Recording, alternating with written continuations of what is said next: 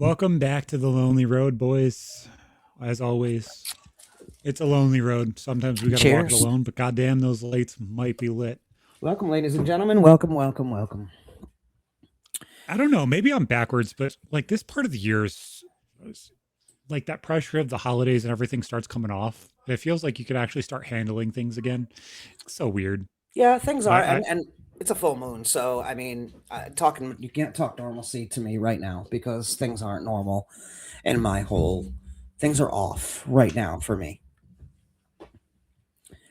vibe wise. I don't know. It feels like it's so relaxing once you get out of the holidays and we hit my birthday. All of a sudden, every like the pressure of the year is fucking gone. It's calm for like another 2 months until like I start having all of the birthdays at all of the time. But I got a little bit. Yeah, yeah, you gotta just breathe, breathe. Everything's for me. It just starts all over again. I gotta recover from the holiday Christmas season financially Yeah. because yeah, I gotta do better this year and kind of put money aside more, at in intervals so that I don't have it all at one time. But yeah, I mean, things happen. Got a lot of car repairs coming up, and just oof, it's it's cold in my house because my apartment is bigger than what my heater can handle. So we got we got improvising going on. Yeah, Keeping I, warm. I I hope did a everybody's keeping warm. I did a lot of that shit last week. We had pizza the night before we went and got Ava. And Hmm. when we got Ava, we stopped and we got a whole bunch of stuff for the house because I didn't know exactly how cold it's going to be. And my apartment is literally the most white ghetto house you've ever seen in your life. But I bought plastic and stuff for the windows downstairs because they are huge. They Yeah. are about as tall as KJ on a good day and about like a foot off the ground. But they're like 5 foot tall. Hmm. So they are the most leaky, drafty pieces of shit I've ever could imagine in my life. So I taped pizza boxes over top of the bottom windows because they're the old Hmm. school ones that lean out, Yep. and then stuffed blankets inside of them, and then taped around the pizza box, and then wrapped all of it in plastic, and then taped it again. And Yeah. finally, it's nice and warm in here. Yeah. But Yeah. it was, We have these windows that in the front of our house, and we have a river that goes in front of our house. So, and we have these windows that go out, kind of in a hexagon type. yeah, And bench anyway, windows. Yeah, yeah, yeah. And so, like, it just they're brand new windows, but there's not insulation. This is a house from the 1800s, so all like everything's put together really weird, and so the drafts come in everywhere. So we have blankets and cardboard and plastic, and I feel like I'm back in this basement apartment I was in years ago, all dark and dreary. Like I can't wait to get out of this season. This is a rough winter, so I hope everybody's staying healthy.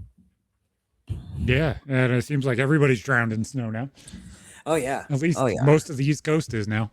Oh goodness Ugh. gracious, it's crazy. We're supposed to have some other cyclones, snow shit coming. It's supposed to go south of a little south of us though. I don't Yeah, think it's it's supposed to supposed to hit. hit us. It was supposed to hit today. It's been hitting North Carolina and stuff. I guess they're calling it the snowicane or something like that, which was super interesting. Hmm. Yeah, yeah. It was fun. Uh, we have a foot of snow in front of our house. Snowbanks as tall as well, almost as tall as me, minus my head. So probably 4 foot. Yeah, I got It's I got 3 feet of snow. yeah, it's nuts. It's crazy. We have to. It's nuts, and then we have to park on the street. And I can't stand that as it is, but we we have this guy next door who is putting his trash cans out on the street so that nobody can park there. And boy, that got me hot today. You think this is acceptable, motherfucker? I've lived here for 13 years. Boy, this is Troy, New York. That is not a flex. That is not a flex. So Anyway. I before we go into the topic, as always, guys, go check out the merch. It'll be at the link down below. We got the hat, we got the hoodie, and if you want to save a little bit of money, you can get the bundle, which is both of them together, and choose your color and everything just by clicking on it. You can choose your size and color and everything else, and it comes out. I think it's like $10 cheaper. But I wanted to give you guys a nice little sale and everything else. That way you guys could go get the merch and make it nice and easy for yourselves. Nice. Nice, nice, nice. Yeah. Yeah, I gotta get in there. We you know, my the biggest motivation on jumping on this thing with Zach is just to take my trauma and healing and grief, help myself out, also by helping other people and their cycles out. Um, because it's hard. It's hard to do this shit, and nobody talks about it. And we don't have to do it alone. We don't. It's hard to reach out to other people these days, and so I think this is a well received podcast. I've gotten a lot of positive feedback from it, and I'm pretty happy. You know, Zach, permission. What about giving yourself permission? Are we going to talk about today? Uh, so I think everybody hits a roadblock when you sit here and you go through the steps and the motions of what life is, and you realize everything is shit, and I don't want to do this anymore. Yeah,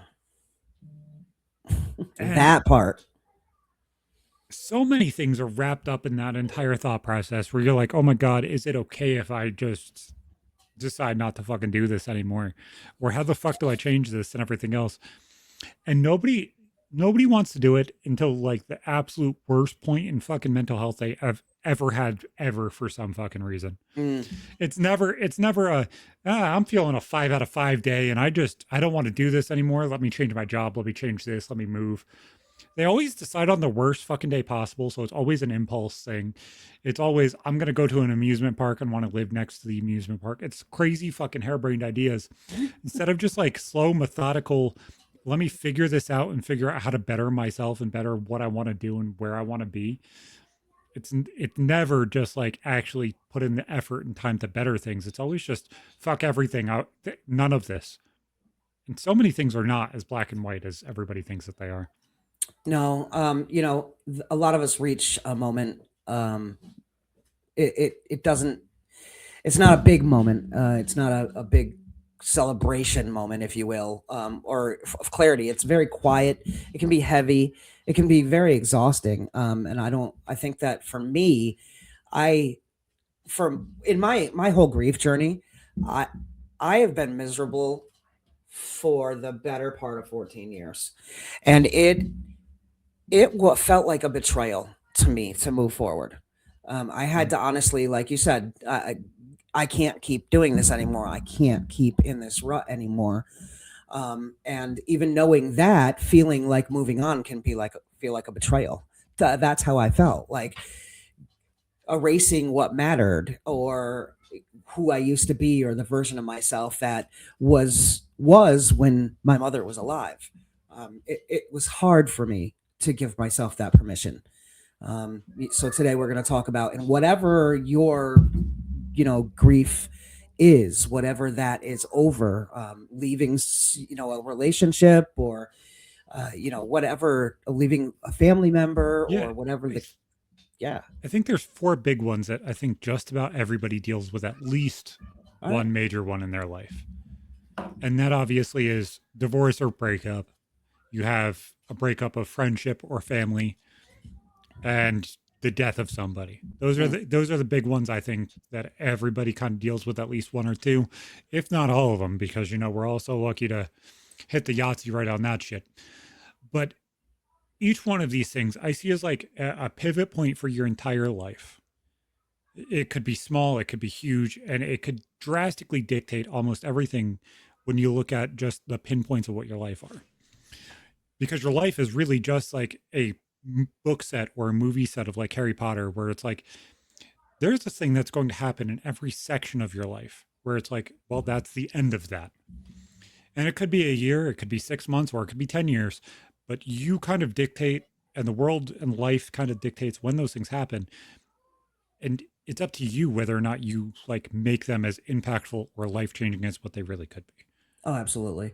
But sometimes you just need to kind of get I had to get a grip, get a grip of reality, get a grip of myself first. And I had to give myself that permission, the permission to start over, to loosen that grip on the grief, or loosen the grip on not was loosening the grip on my mom, or the memory of my mom, but loosening the grip on the sadness and the despair. Um, it was it didn't need to ha- be the whole of my entire life. Mhm. Do I still grieve? Absolutely. I have my days, I have my times, I have my moments, but they are. I've definitely turned a whole ass corner, Mhm. where the grief is concerned, because sometimes it's the hardest but bravest thing we can do to move on from something very traumatic like a divorce or a death, or a family member that you no longer have contact with. It's difficult, but we have to admit, to ourselves, that we're allowed to begin again. We deserve to begin again. And then how do we begin again? I almost think, and this might be a weird thought process to have, but you shouldn't be waiting for the big bookend things to cause change. Like, you should not wait for your divorce and use the anger from your divorce or hurt from your divorce to be like, oh my God, I need to look attractive and sexy right the fuck now. Well, no, but that's No, usually the catalyst, for it, people it to change, something like and that, something big. it's just like, if you take little steps every day, you can start rebuilding yourself in so I much agree. of a more healthy and better way than just using this thing as a catalyst to cause everything that you need to change or dictate or affect in your life. Like, at one point you chose that person as your partner or whatever, where that person was, important in your life, saying that they're the reason why this thing needs to change, and you need to give yourself permission to change these things. You should already have that permission. Unless the person's not working with you. Yeah, I mean, the first thing is first. You got to do the work on yourself, so that you get to that point of being able to make those changes without that huge catalyst. So that you can make those everyday changes. But if you don't believe that you're worthy of it, or you're too scared to start over, or you feel like starting over is erasing the past, when you're that deep down bad, it can take a lot more. So yeah, absolutely. The first step for everything is starting on yourself. Getting that self care down pat, making sure that you're doing the things for yourself that you need to do so that you can fill the battery, fill the cup, so that you can go do the things that you need to do. Um, it's Yeah, important it's that you start there. especially when you look at this stuff and you say it's rebuilding, because I completely agree, it's rebuilding. You're rebuilding what was you, but Mhm. like as a whole, the thing that I think a lot of people don't get either is the history of you, whether it's positive, negative, what that person was or whatever, is not erased by their non-existence in your life anymore. And that's whether somebody's 2 miles down the road or they're 6 feet down. It doesn't change it. That person could be alive or dead, and guess what? They're not. They're never going to be a rate.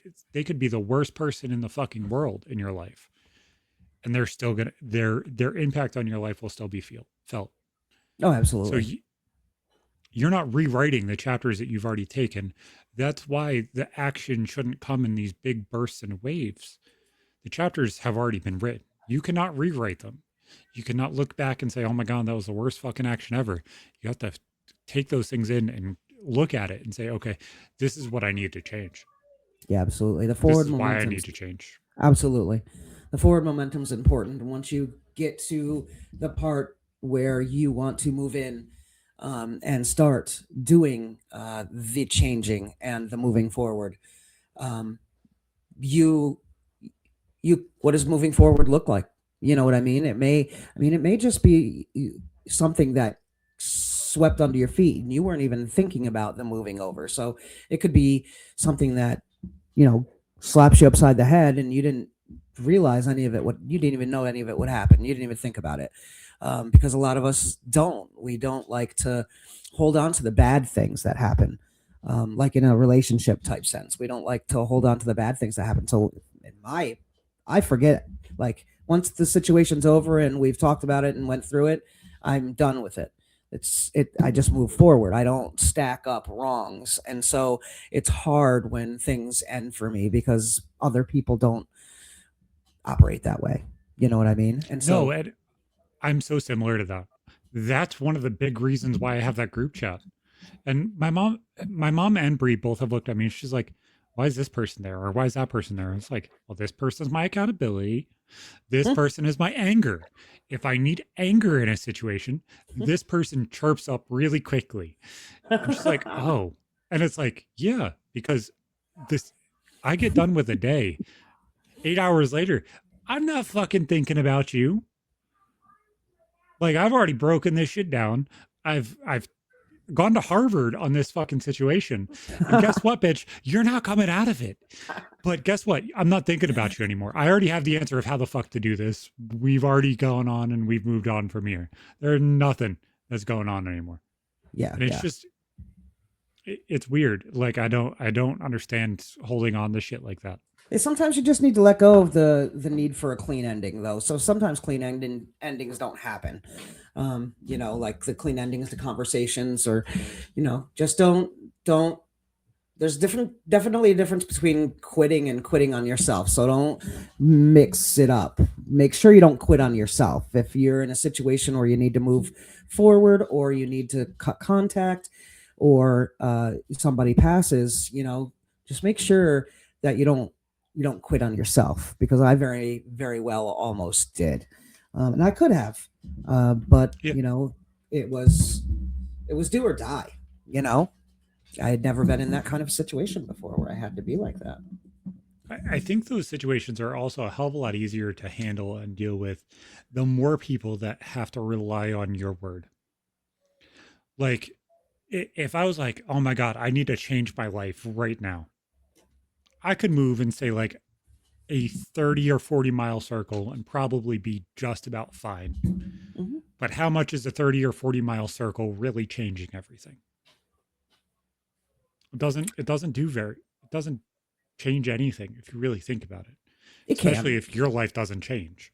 Yeah, I mean, you definitely have to, if you're going to make changes like that, um, you have to make the necessary, um, the necessary residual decisions so that it doesn't keep coming back at you. It's just like a drug addiction. Like you can't say I'm going to quit drugs and then continue to hang out with the people that do them.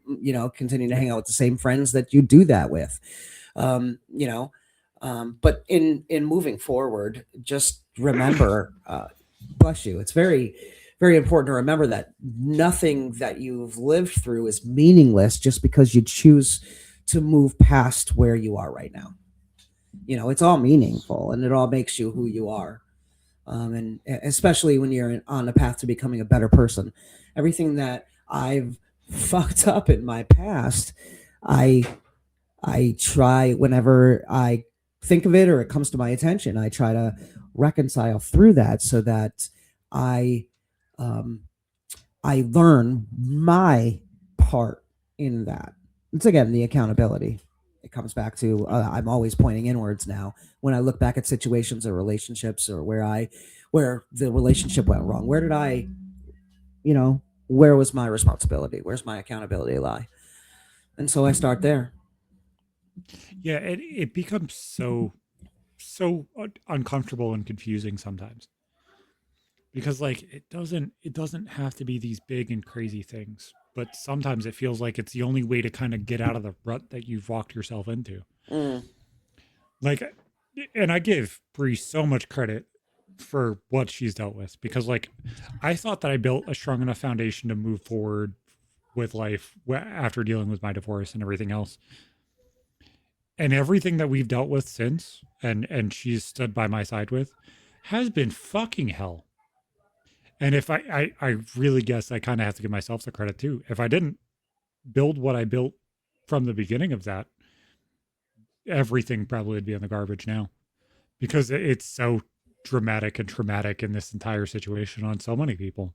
Yeah, you've done a lot of work with yourself. So when you come to the rough times, you're able to weather those storms. And if you would have let the storm weather you when you did all that work, then you wouldn't be able to, weather the storm right now. It's interesting because in whatever you're dealing with, you have to name that. Name what it is, and don't rush past it. Name it, find out what it is, and find out what your part in it is, and then change the part of you that fucked up and move forward in that very confidently. As long as you leave that part behind, don't continue to do Yeah, the same things over and over again. and I think that those things are so impactful. Like I remember this fucking movie, and everybody in the comments are gonna be like, "Yeah, he's a Twilight kid, whatever." But in the first Twilight movie, the dad still goes to the same diner. The dad still like he's not over the divorce and the relationship breaking. So he still does the same exact things that the mom complained about and broke off the marriage for. And it's just like there's a lot of times that those things are exactly what happens in real life because people don't see the things that are consistent or whatever as this big drawn out thing. Yeah. That's true. It's true. You can just make sure you're taking those steps. Small little steps. You don't have to do grand gestures for yourself, but just small steps to make sure that your foundation is strong. You have to have that strong foundation. Like I remember when we were kids and we would sit there and learn reading comprehension and it's like, oh my God, this is the most fucking boring thing ever. And then you hear all the people that have absolutely no idea what the fuck the story's talking about. They're like, oh, they weren't just giving apples to each other. It's like, no, you fucking dunce. There is no reason for you just to believe that it's not about this or that or whatever. It's almost like a lot of these situations where people don't want to look inward or don't want to look at why somebody would do something or whatever. They don't want to fully grasp what the fuck's going on. There are so many people that are oblivious to the fucking world, whether it's their ego or whether it's how they perceive things, that it's heartbreaking in Yeah. in a lot of perspectives. Like it's sad because it's like they can't thrive or succeed in those situations because it's going to be repeated over and over and over again. Yeah, I think the compound thought, or the breaking of the chain, if you will, like the breaking of the patterns, is really hard for people. Um, but when you're looking to make that change, don't wait for permission slips. You're the one that signs your own permission slips. Don't don't wait for somebody else to authorize your next step. Self authorize. You are the boss of you. You're the CEO of your own mind. You don't need permission from the people who benefited from you staying the same. You know, you may have been complacent, and you may have made that boundaries drop that you wanted to keep for your life because you were down bad, and that's okay. To restructure and reframe yourself, you authorize that to happen. And again, you don't need permission from those people that benefited from you staying the same. You can still get along with people and continue to build back up those boundaries if they've fallen for yourself. It's small, quiet steps that you take within yourself, and it works. Doesn't have to be dramatic. The internal shifts are absolutely the steps that count. And then choose the rest. Your boundaries, choose honesty, choose that softness for the new beginning, and then honor yourself through it. So when you're looking at these situations and everything else, how do you know when it's time to fucking change something? I get agitated with myself, not with anybody around me, just with myself. Like, I get really, really pissed off at just my own bullshit. And so that's the catalyst for me to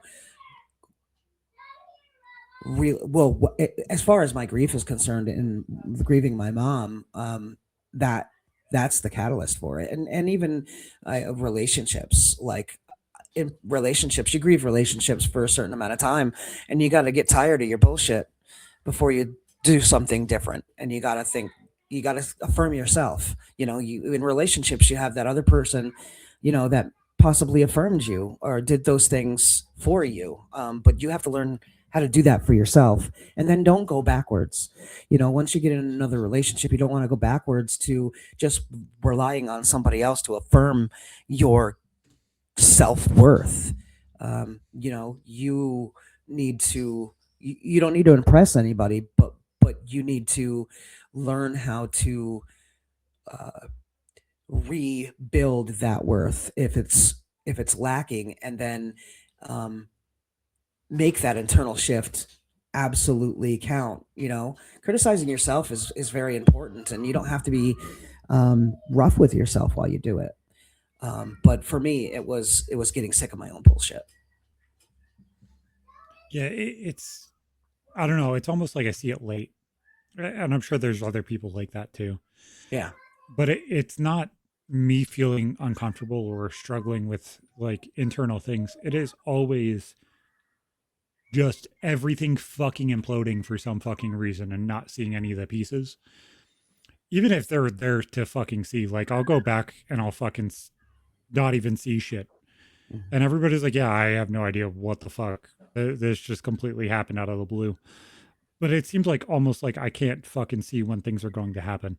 And it's not even because I'm oblivious either, but like that's how a lot of things have happened to me. It's just not really realizing exactly what's going on. Like not understanding the reality of the situation. Yeah. Gotcha. Like I get that, because your reality is one thing and their reality is another thing.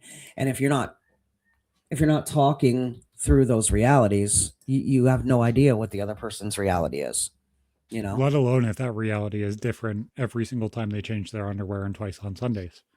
Well, I mean, and then you throw mental illness in there, and then it's Yeah. that away we go. You know, there's a problem, Houston. But we all have those. We all have something. You know, whatever it is, it's something. Somebody works way too much to stop themselves from dealing with grief. You know, some people, other people deal with things in completely different ways. And but you don't have to you don't have to, like I'm saying, you don't have to have a mental illness in order for something to for that thing to present itself. Like there's people that are on no medications at all and haven't gone to a therapist, but they, you know, work themselves into oblivion because they can't think about, you know, their own grief and whatever situations are happening, because we weren't, again, taught to deal with it. So give yourself permission to deal with it. It's important, because It, otherwise you're just going to cycle. it's just, it's so weird to kind of look at and be like, you're at a crossroads. No, there's a lot of times in life that you're at a crossroads and you have to fucking do it and you have to do it right fucking now. But whether or not somebody actually sees it could be the thing that literally changes and affects your entire fucking life. It could change and affect every single little thing. Going home today could change everything. Going home today could change nothing. Who the fuck knows? But Yeah. how inconsistent those things are is just fucking mind blowing. But if you gave yourself for full permission, if you gave yourself full permission without guilt, without having to explain to anybody around you, what might actually change for you? Yeah. You know, I mean, it's a good reflection point. You know, giving yourself the permission to do the things you want to do, to stop being in the rut of grief or uh, self deprivation or worse. You know, there some people can't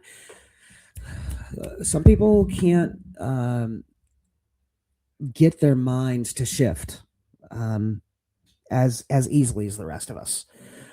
So it's very difficult for those people that they are able to be easy with themselves. You don't have to decide today. You're allowed to consider it. You know, encourage yourself and check in with yourself gently. But it's important to move forward.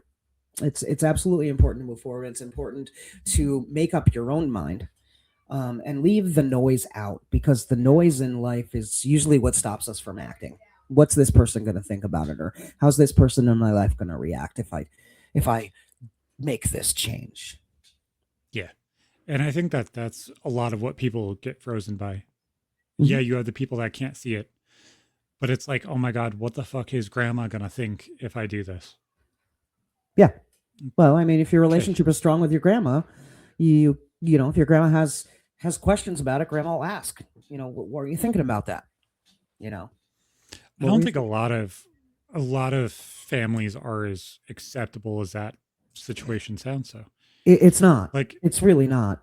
You'd love for it to yeah, be. it's sad. You'd love for I it. really, Absolutely. I wish people would talk more. If people could just communicate more and not feel offended by everything, I think that we would be able to get along so much better. Life just doesn't yeah, work that way. But really, if people just could communicate through things, um, when communication stops, that's when divorces happen. That's when fights start. That's when, I agree with that. it's when the lack of understanding happens. Yep. Because it's not just communicating, it's communicating in a way where everybody is actually understood.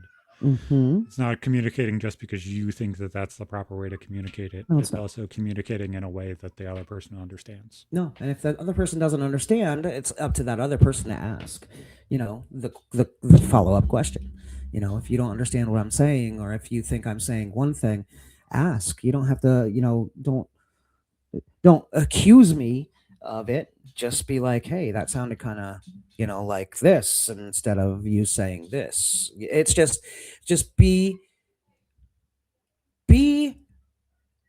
sure of yourself. You are allowed to evolve, even if people prefer that old version of you, as long as you are bettering yourself and doing good. Because north is still north at the end of the day. And if you don't do good, then whatever you're doing to the world's going to come back at you. And it's going to come back threefold, fourfold, fivefold.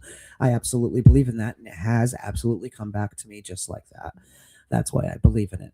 And when what you put out, I'm not saying things are going to stop for you, because, like, you know, life is happening for you, Zach, right now. Everything kind of feels shit, or heavy, rather, and Yeah, it. it definitely feels heavy, but it's weird. And this just connected in my head. And I know I'm spacey today. I apologize. You're But okay. it's just, there's been so much going on. But it's weird because a lot of the things that my mom dealt with, I've dealt with too. Mm. Like almost a fucking mirror. And, it's just, it's surreal to kind of just flip it back and it looks exactly the same, just different ages. Yeah, yeah. There's a lot of similarities, and parallels in your life, both of your lives, and it's, um, I think, we learn a lot when we can reflect, um, when we can reflect back and we can talk to people, about their experiences, because again, it will help you go through the experience. Yeah. Everything is going to work out and everything's going to be okay. And shit happens in life, and life never stops. You got the electric bill, you got that car payment, you got your rent or your mortgage, you got the kids need this and that and the other thing, and you got not one, two, three of them. You know what I mean? So you have to be on your toes at all times. Things are going to come from you at all angles, no matter how slow and peaceful you try to make your life. My life has ramped up quite a bit in the last couple years, but I'm a full time grandma, and I didn't have kids before this, so it was just me, myself, and whoever I was with. It's such a different hustle and bustle, but I wouldn't do it any other way. This is the future. I want to teach them No, to communicate better than when we you have. have when you have things that depend on you that aren't just I have a fucking cat and two dogs and you don't have anything else kind of relying on you. When you do have things that rely on you, dude, it feels so fucking like if you actually care about what you're putting into their mind and their life and everything else, it feels heavy. And not because like it's hard, but it's just you have to do as many things as you possibly can with intent to do it as okay as you possibly can. No, it is hard, and it is heavy, but it's also the most rewarding thing that's ever happened to me in my entire life, and it has made me the best possible me that I've ever known, to be honest with you, Yep. because I'm looking at myself through the eyes of three little humans. And that tells me a lot because I'm actually paying attention. I'm not just repeating cycles in my life. Uh, there's certain behaviors that I was taught that my parents were taught, and they just I don't want to keep the bad things rolling downhill, and that's where my focus is. So yeah, it's hard. It's intentional, absolutely, and it gets very heavy sometimes. But the bottom line is, when I look at them and sit down with them and play people with my little granddaughter or play Matchbox cars with my grandsons, um, it's I, I I'm fulfilled because I see the why. I Yep. see the why. I see the true north. I see the arrow pointing in the right direction. I see that lighthouse. I see the whys, and that's No, important. absolutely. And like a conversation with Ava sticks out with this, and I got to be careful with how I say this, but she told me a situation happened, and I asked her, I was like, well, if Daddy was in that situation, what changes? And she said, Daddy, you would have been understanding. You would have stood there and listened to me. You would have made sure I was okay because that's the only thing that matters. And it's like, dude, you're fucking 5. Mhm, mhm. But they know. They know. Like the kids. I mean, I love my grandchildren like my own kids, but they're they're definitely taken care of differently at their house than they are at our house, and they know I'm it. just like the It's fact that so weird how they they know. realize what is right and wrong without even being told what's right or wrong. Right. As long as you have Exactly. the picture of like the other person. Like I've seen this with Bree's stuff too. Like when a kid knows what is like okay and this feels better, it's calmer, it's more loving, whatever. Like you just see their entire personality and their thought process shift and it doesn't fucking go back. No, because she You can't knows. you can't put the shit back in the box regardless of how much you try and push it out with Play-Doh. You Nope. just you can't. It doesn't go back the same way. The shit doesn't go back in the horse, and the toothpaste doesn't go back in the tube. Once you fuck up, you fuck up. And like the kids are forgiving. So if you fuck up, excuse me, and you catch yourself and you apologize, that goes a long way than just fucking up and being like, oh, I'm the adult and moving forward. Because if you do that too many times, then they're going to turn around and know exactly where they're taken care of, where their safety matters rather than somebody else's feelings. And that's it's so amazingly mind blowing how kids at 3, 4, 5 years old can grasp the the permanence of their situation. Yeah. I think when we're younger and when we're older is the time when we see how futile life is. Because I think, even when you're 40, 50, 60 years old, you might not see that life is coming to an end or how easy it is to have it taken. But when you're fucking 3, 4, 5, you see what safety is really fucking quick. You probably should already know it. And at some point, it hits you in the face. And at 65, 75 years old, when you're not able to do those things for yourself, you see it the same fucking way, just in a different light. Yeah.